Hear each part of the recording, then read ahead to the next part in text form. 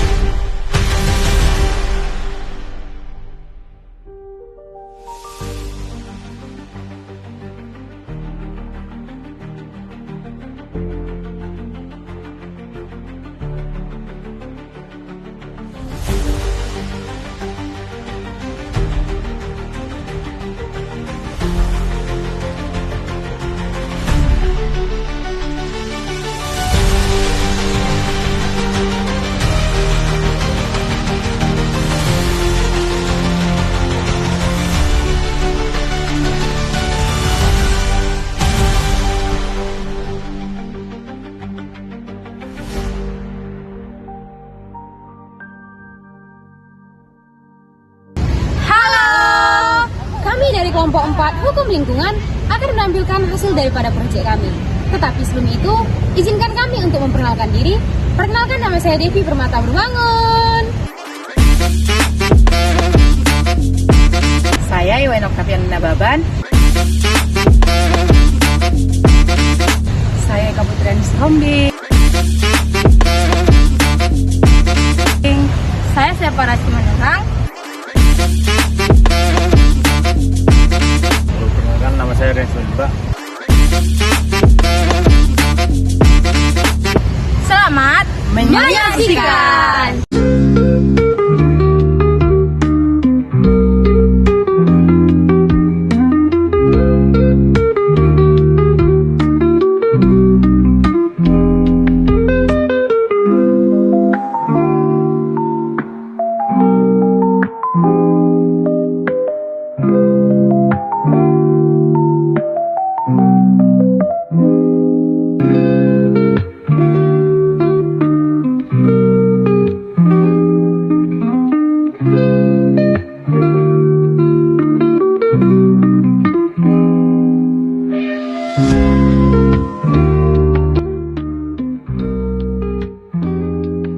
Secara umum, sampah adalah sisa hasil aktivitas manusia maupun alam yang tidak lagi digunakan dan dibuang karena dianggap tidak memiliki nilai ekonomis.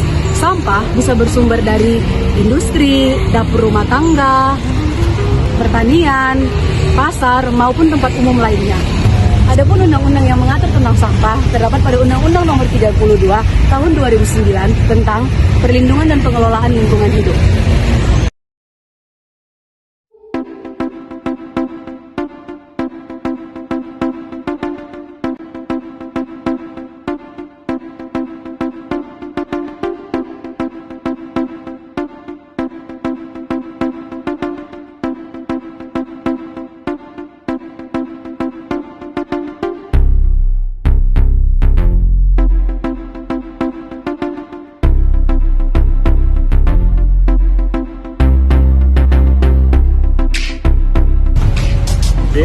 Jenis-jenis sampah yang pertama itu ada sampah organik, yaitu dari makhluk hidup sendiri. Yang pertama adalah sampah, contohnya dari dedaunan, sisa makanan manusia, terus itu dari kotoran hewan atau ternak. Yang selanjutnya adalah sampah anorganik, yaitu sampah dari sisa pemakaian manusia atau makhluk hidup. Contohnya itu dari sampah plastik, botolan, logam, dan elektronik. Sampah ini tidak dapat terurai secara alami, tapi sampah ini dapat dikelola. Selanjutnya adalah pencemaran lingkungan yang diakibatkan oleh sampah. Yang pertama itu dari segi air, udara, dan darat. Yang pertama dari air, apabila kita membuang sampah di sungai contohnya, dapat menyebabkan banjir. Dari segi darat, apabila kita membuang sampah sembarangan, itu dapat mengurangi kualitas tanah. Yang ketiga dari segi udara, apabila kita membakar sampah secara tidak beraturan, itu dapat menyebabkan polusi udara yang dapat menyebabkan efek rumah kaca dan pemanasan global.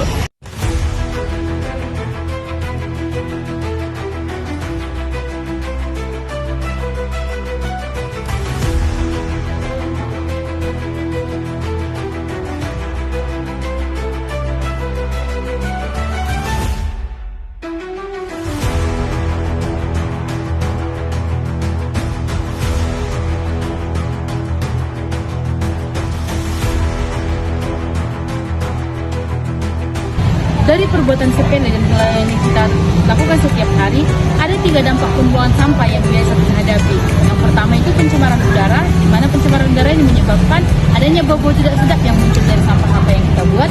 Yang kedua, pencemaran tanah. Pencemaran tanah ini disebabkan karena zat-zat kimia yang tergantung dalam sampah atau makanan yang kita buang sehingga mengganggu pH tanah. Dan yang ketiga, pencemaran air, yaitu mengganggunya batas baku mutu air. Dari perilaku pencemaran yang disebabkan oleh pembuangan sampah secara sembarangan ini, ada hukum yang mengatur, yaitu Undang-Undang Nomor 32 Tahun 2009 tentang Perlindungan dan Pengelolaan Lingkungan Hidup atau PPLH, yaitu dasar hukum yang mengatur mengenai tindak pidana lingkungan hidup. Bumi dalam mozaik sampah sebagai sebuah karya seni kelam. Bayangkan, bumi sebagai kanvas luas, tempat kehidupan dilukis dengan harmoni.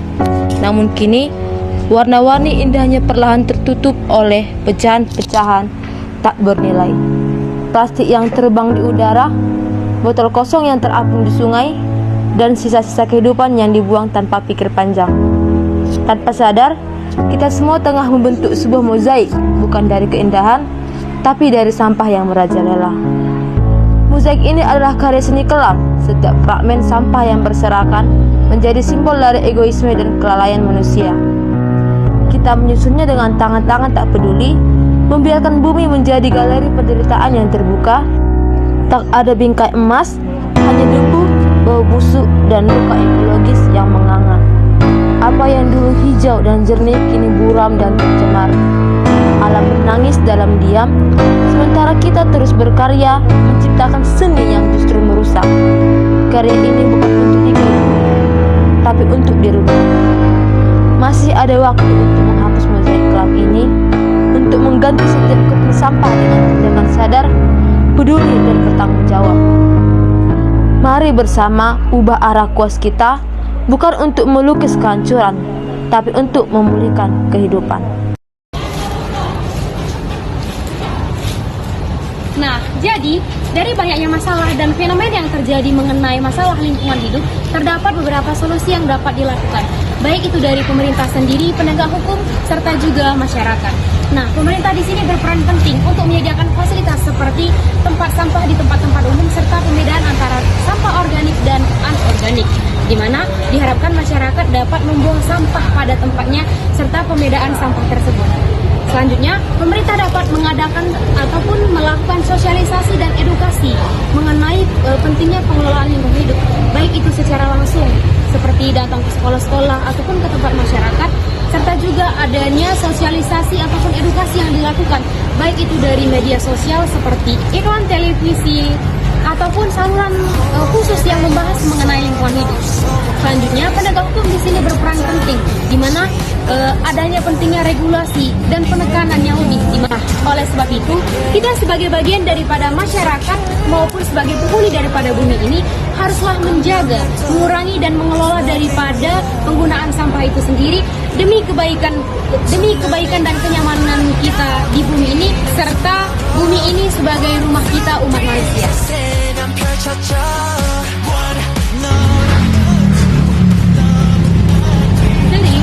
Dari kelalaian yang kita sabar-sabar, Wak. Gaya-gaya mukul sambil merokok. Guys, di sini kami akan bising kali. Di sini kami akan mengapa sih kita? Mengerjai tugas proyek, kami akan membuat video sinematik mengenai lingkungan hidup. Ada Depi, ada Rian Bacot, ada Iwai, dan ada Eka. Saya Sepaira, dadah, sampai jumpa. Tentang perlindungan dan pengelolaan lingkungan hidup. Nah, bentar. Hehehe.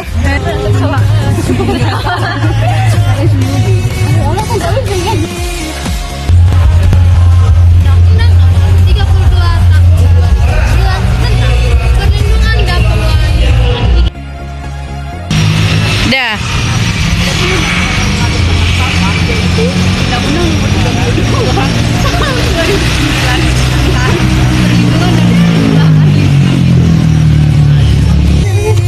Sampah kita. Enggak.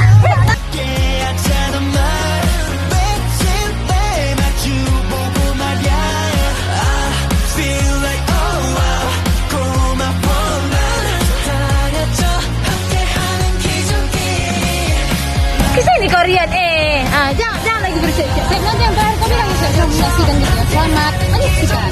Satu orang aja ngomong. Semua. Ya menyaksikannya. Selamat